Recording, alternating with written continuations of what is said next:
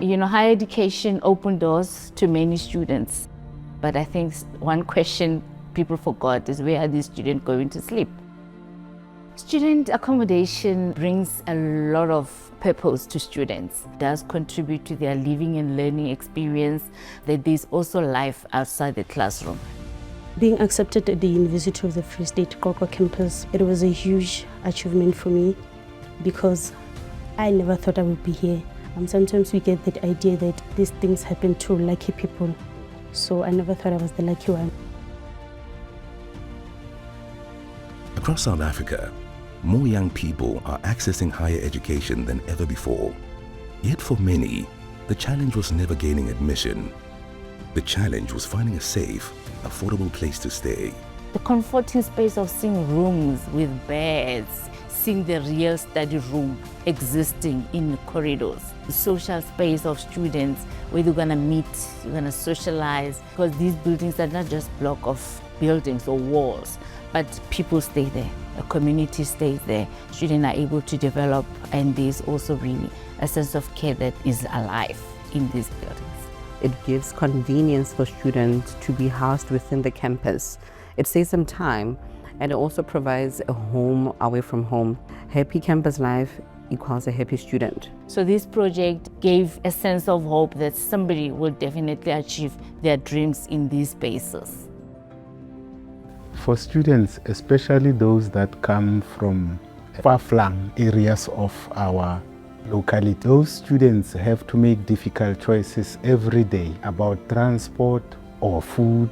If they reside on campus, it goes a long way in eliminating some of those worries. So I think if there's residences, there's structured ways of getting into residences, there's programs within the residence that help students with their studies, also with different problems that they encounter being a first-time student in your first year. So apart from the academic goal, there's also the student as a person, which I think are developed within the residential process. Without accommodation, opportunity becomes harder to reach. Addressing these challenges requires infrastructure that expands access to opportunity.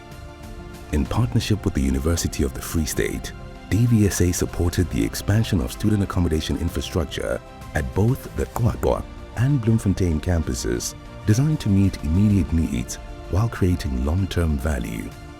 But this was never about building beds alone. It was about creating spaces where students could live safely, study effectively, and participate fully in university life.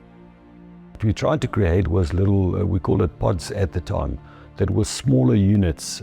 So we've got 9 different units, 3 on each story, that is actually an individual little hostel and so on. It's in a sense trying to create a small family of well-known people, all in the larger context of the whole hostel.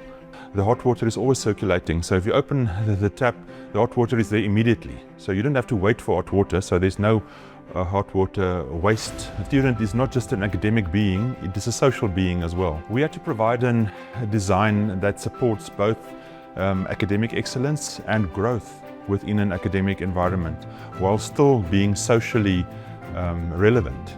A happy student is an efficient student. Investment in student accommodation is not an investment in bricks and mortar, it's an investment in people, and that aligns to the future resilience of this institution. The evidence is clear in our cost to maintain these buildings. It's much lower compared to other infrastructure. Because of the design elements incorporated in the construction phase, the buildings are much easier to maintain for a long period. An investment of this nature is very pivotal because it creates a sense of belonging, and it also puts a great emphasis for safety for our students. But this was never about building beds alone. Every design decision was a deliberate act of care. When infrastructure is designed around people, something extraordinary happens. Students do not simply occupy a building. They grow, they gain access to opportunity, they form communities, they discover their potential. All my family and friends had left, I was all alone by myself. And I realized that, wow, I'm actually embarking on this next chapter of my life. And I just got overjoyed or overcome with this raw emotion of joy. For me personally, the best part of residence life has been the friends I've made. I'm not going to lie to you. You know, people who have carried me through dark times, people who have carried me through good times, people who have encouraged me when they felt like I could do more. Being an RC or Tambo boosted my confidence a lot.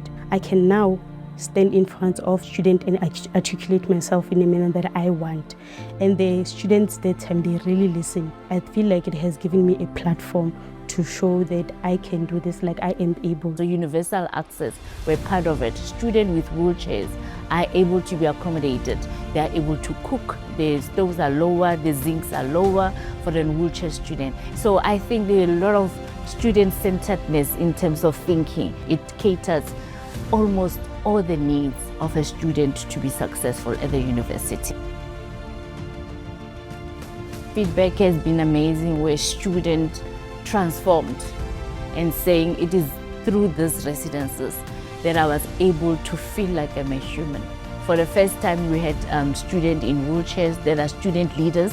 So we had students that are deaf, that are student leaders. We were able to see transformation of other students learning sign languages because of the other students that they're staying with. And it's those students that look back and say, I've grown, I've developed, and I can contribute to the world.